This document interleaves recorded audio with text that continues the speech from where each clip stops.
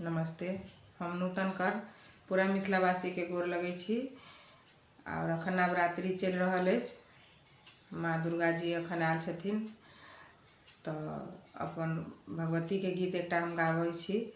आशा है जे अहाँ सबके नीक लागत। अहाँ सब जना लाइक शेयर करे छी ओहिना करैत रहब। आ जे कोई अगर नया साथी जुड़ल छी जे अखन तक सब्सक्राइब नहीं केने छी तो प्लीज आग्रह कर रहल छी अहाँ सब जे अहाँ सब्सक्राइब जरूर करब। और अखन एकटा भगवती के गीत गबै छी जे सुनू।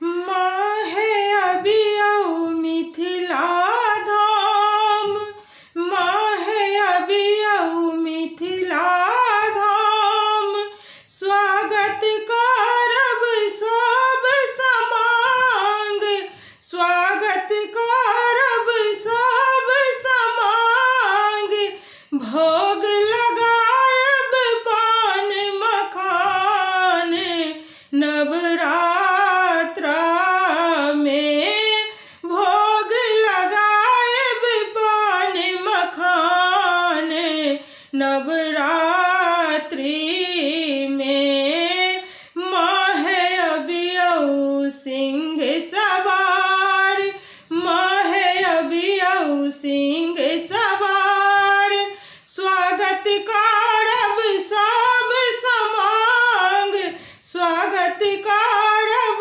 सब समांग, भोग लगायब पान मखान, नवरात्रि में भोग लगायब पान मखान, नवरात्रि में अबियौ भको सिंह सवार, अबियौ भको सिंह सवार, लोक ममता के अवतार, लोक ममता के अवतार, हम सब आस लगेने ठार, नवरात्रि में हम सब आस लगेने ठार, नवरात्रि में माहे अबियौ मिथिला धाम, माहे अबियौ मिथिला धाम, स्वागत करब सब समांग, स्वागत करब सब समांग, भोग लगायब पान मखान, नवरात्रि में भोग लगायब पान मखान,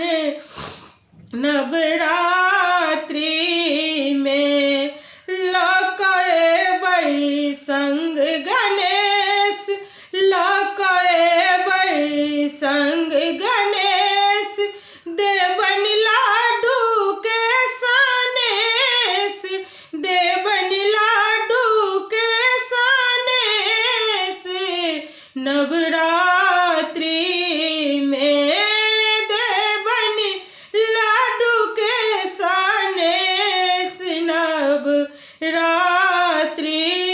में भाग लगायब पान मखान,